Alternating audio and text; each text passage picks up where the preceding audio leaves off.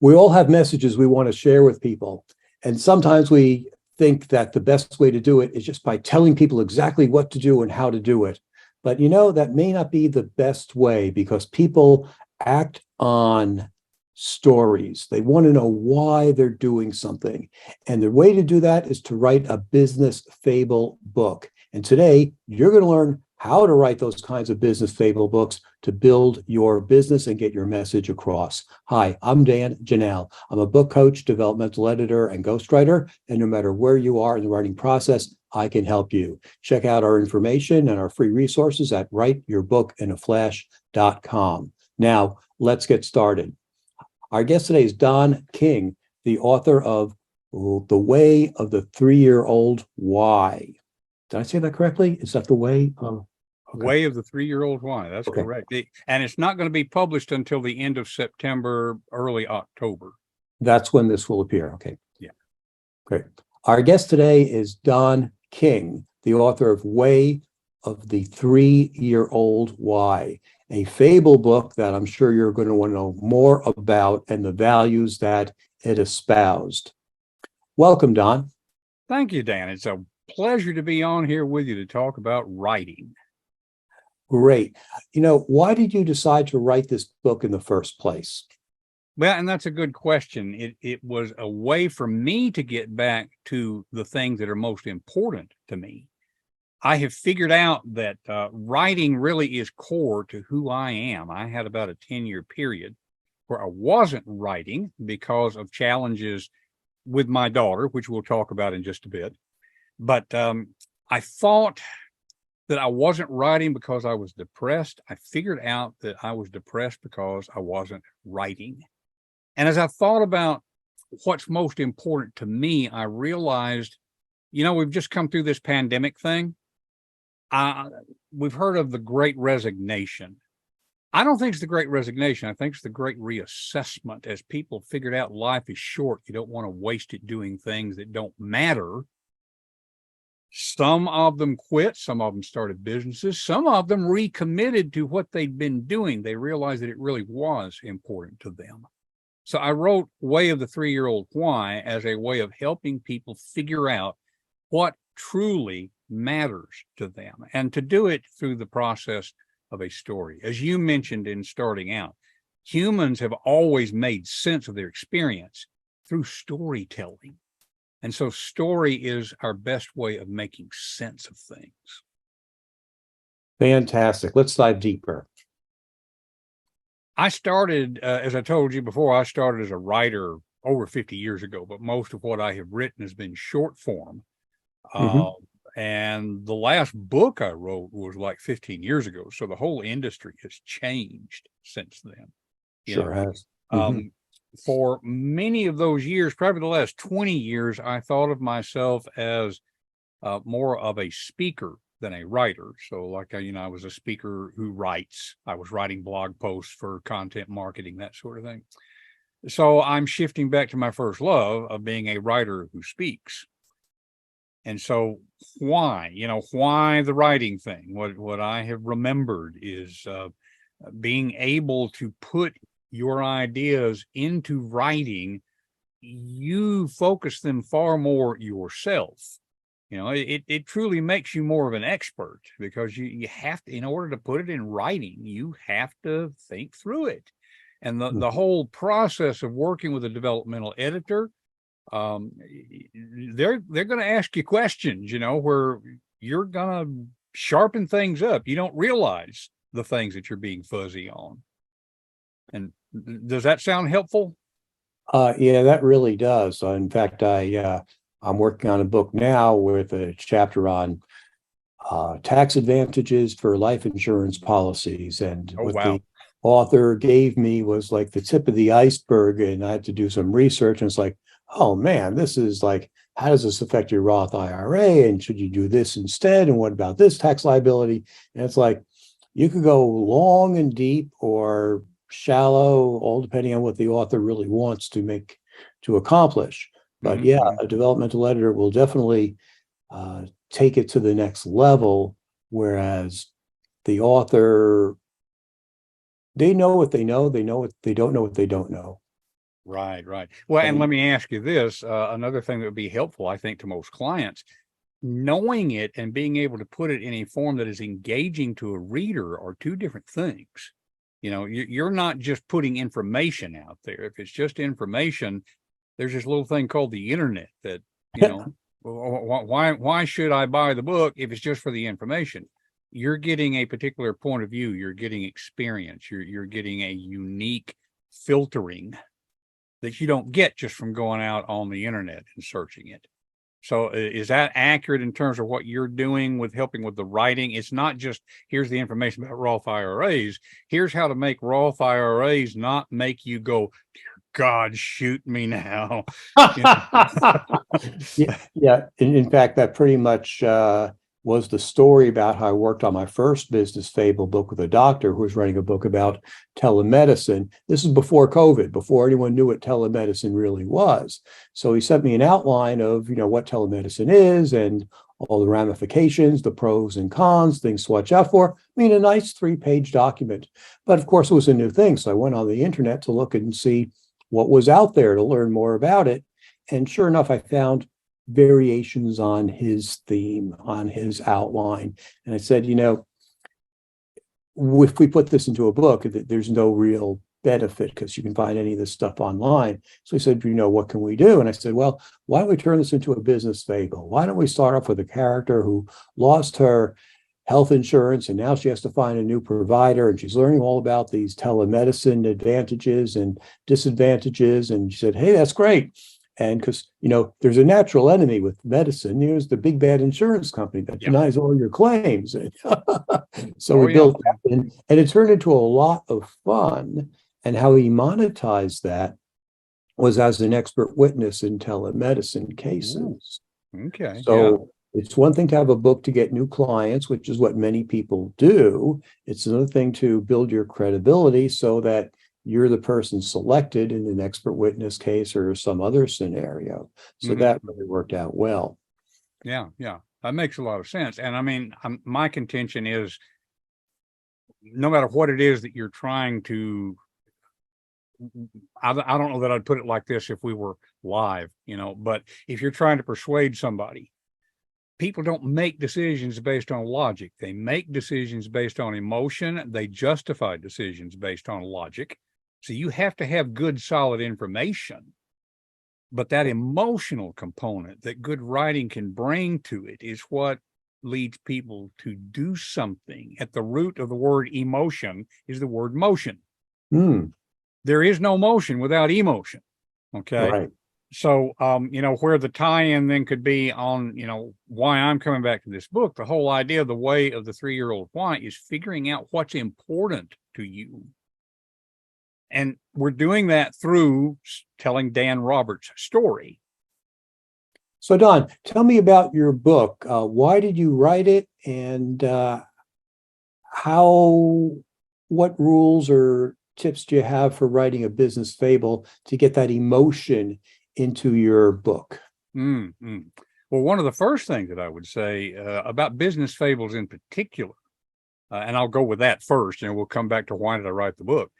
One of the first things that I would say about that is people have a tendency to start with the principles or the ideas that they want to get across, and then they just kind of layer a story on top of it. The result of that can be kind of preachy.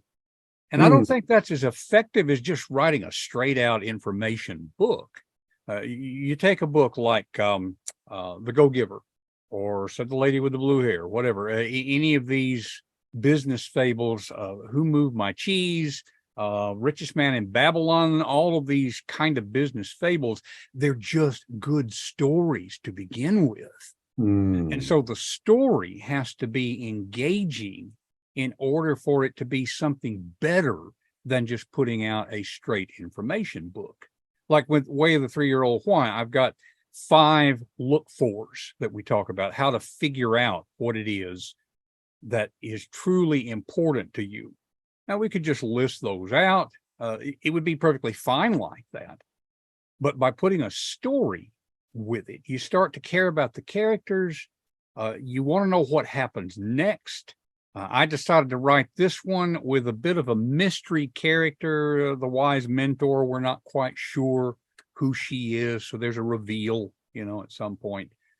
And I've heard from early readers that they were taken by surprise for it. So, that's engaging. And I believe then that it makes it so that the principles will be more memorable that way, and therefore will be more useful to the reader.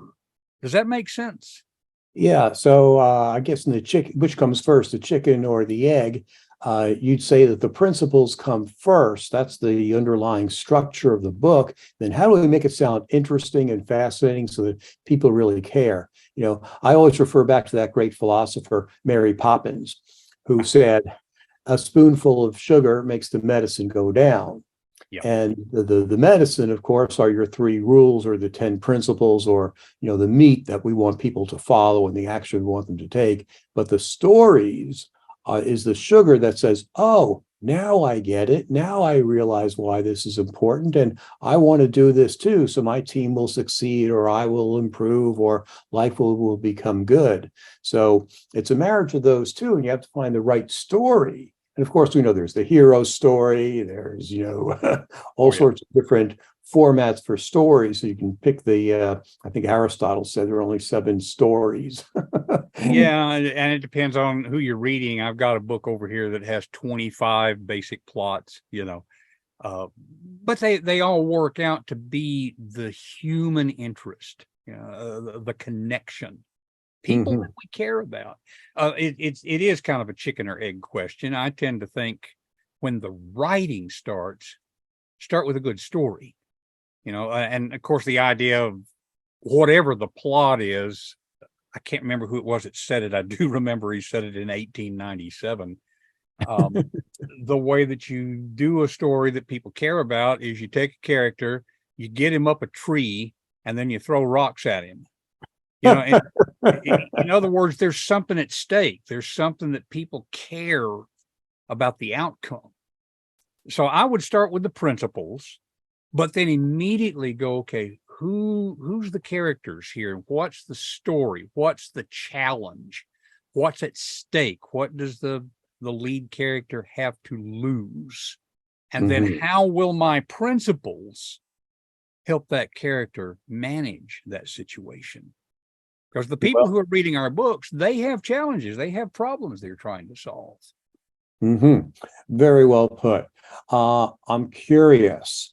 Going back to the initial question of why you wrote the book, what did you want the book to do for you? Because I'm sure that the principles and the story then relate to that main overall umbrella of like, here's what I want this book to do for me. Otherwise, why am I writing the book?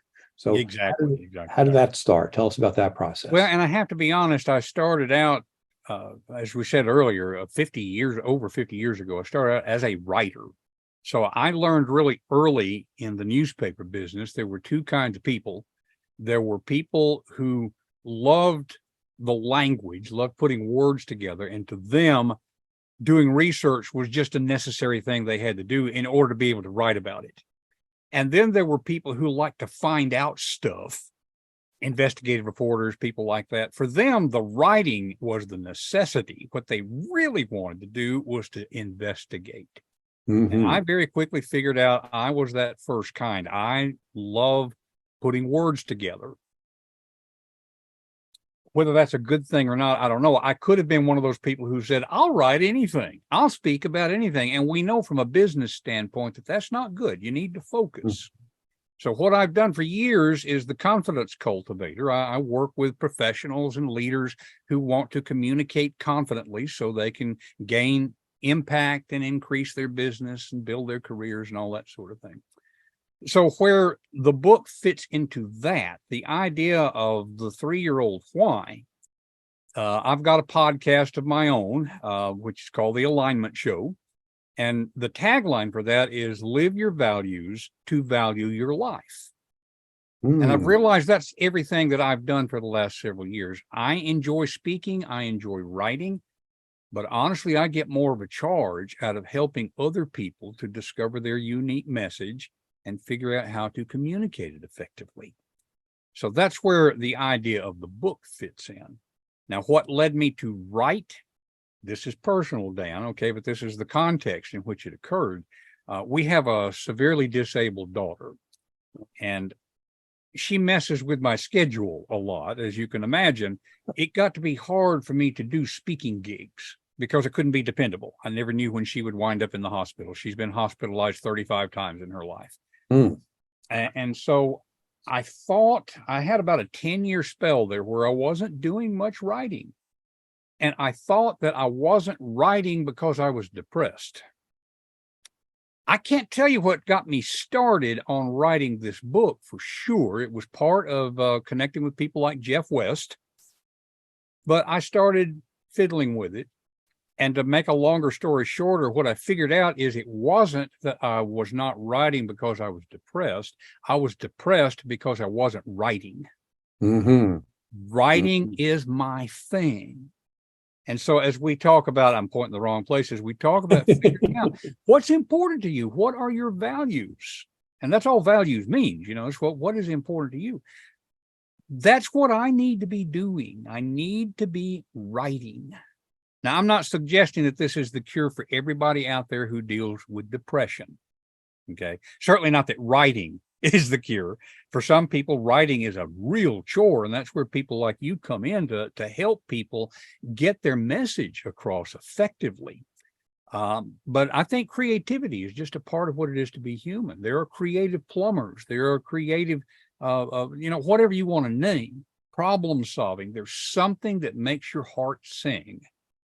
I figured out that writing is what makes my heart sing, but I'm not writing a book about writing. It just all fits into that whole thing of being the confidence cultivator. I think you have your greatest confidence when you are communicating the things that are most important to you. And everything I do seems to fit into that. Great. I love that. There are a couple of great takeaways as well from there.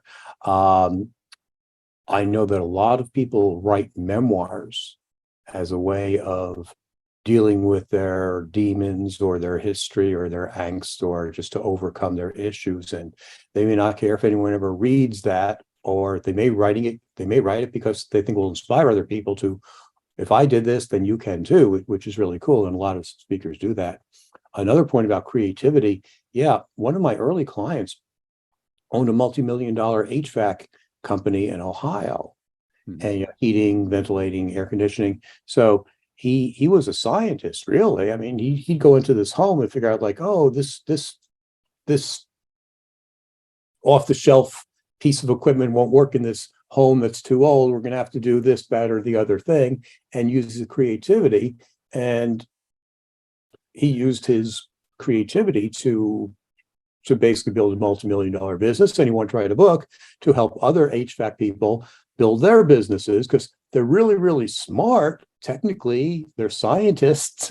There's electricity, there's water, there's pressure, there's fuel. You can get killed. You got to be good at this. Oh, yeah.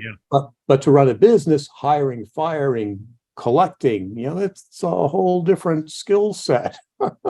So yeah, and that's why he used me, or we worked together to write that book. So it really worked out. That makes a lot of sense. In fact, it occurs to me, people a lot of times will think of business as not being creative, but it absolutely is. I was privileged earlier in my life. I worked in the headquarters of Walmart stores, not just working at a store, but at their headquarters. I was privileged to be part of the advertising effort that launched the first 5 Sam's wholesale clubs. Wow.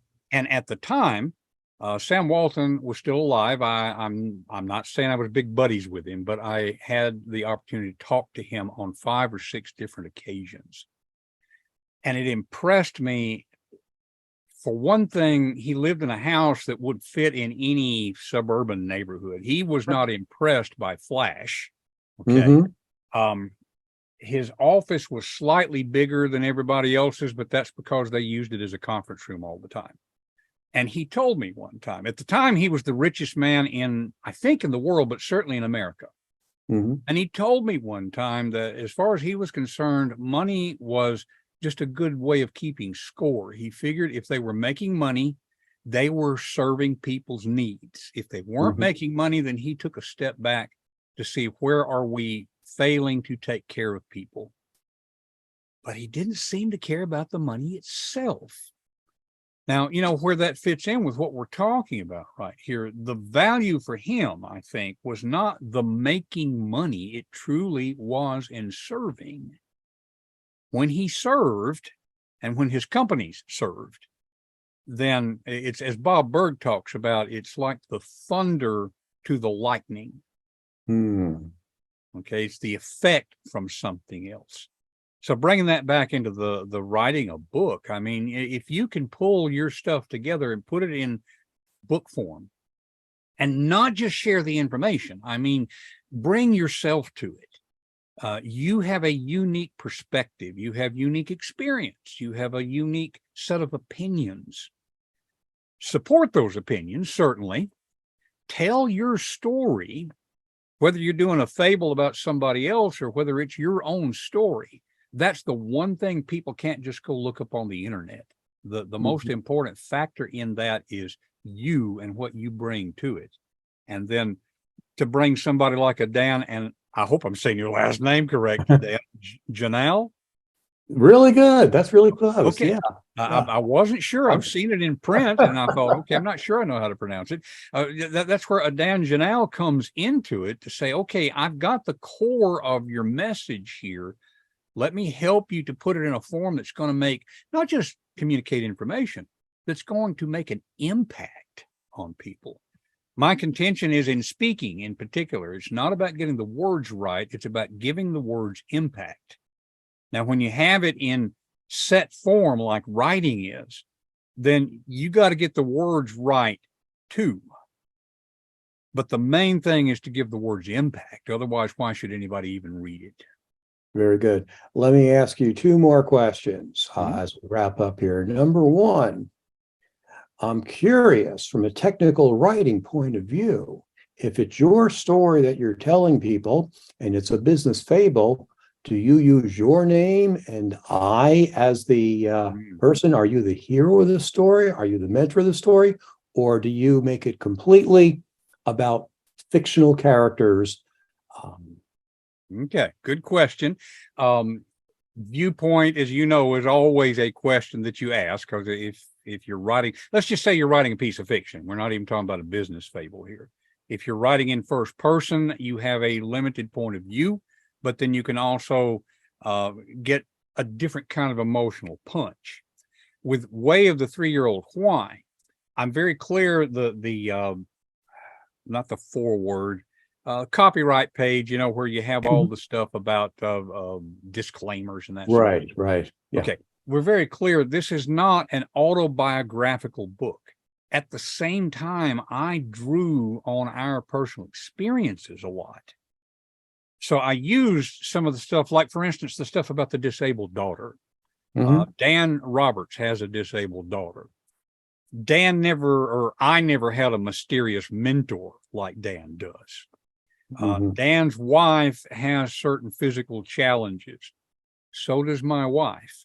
But the things that are going on with her are very different than what's happening with my wife. So one of the things with a business fable, I think, is that blend. I think with the Go-Giver, just to take another example that you and I both know about, the characters in the Go-Giver were based on real people. But John David Mann and Bob Berg were not trying simply to replicate their stories. And so you can go either way with it. Drawing a blank on the name of, let's see, Top of Heart.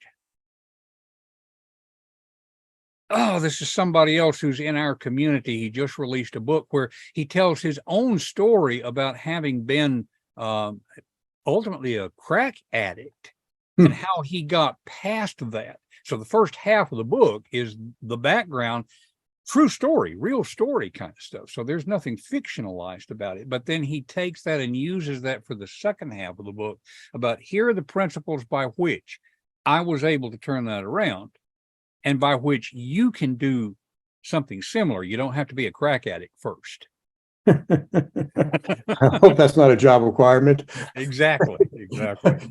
Sure. Don, as we close up here, let me ask you the final question. Mhm. Who is your ideal client and how can they get in touch with you? Okay. Ideal client is somebody, probably a middle level manager type. See if I can put this succinctly. A lot of people had a speech class in college and they treated it as just a requirement. I've just got to check that box. Now they've gotten out in the real world and all of a sudden they realize they have to stand up in front of people and make their point. And they don't remember what went on in that speech class. I can work with somebody like that to help them to effectively figure out their message and then communicate that out loud. Fantastic. And what is your website so people can get in touch with you? You can get to me. I'm reworking my website right now, Dan, which is going to be more focused on my writing. Mm-hmm. But you can find me at, you can kind of see my email address up here, donnking.com. Or if it's a little simpler, DonnKing.com. It is with two N's, DONNKING.com. That's my website. My LinkedIn is also on the screen here. And for audio only people, my full name is DONNELLKING. Not too many of us out there on LinkedIn. That's probably the best way to connect me. If it's okay for me to mention it, if you go to DonnKing.com/brewing, it's not that kind of brewing, it's about coffee. Okay. But I've got a short story that is available for free. It's not just a sample chapter out of this, but it is out of the same universe. It's sort of like cheese sampling. You know, before you buy that big hunk of cheese, you want to know what it tastes like. You can get a sense of my writing from that short story. Great. Thank you so much, Don, for this wonderful information. And thanks to everyone for watching and listening to this podcast. We have nearly 200 other episodes on YouTube to help you write your book in a flash. Check them out.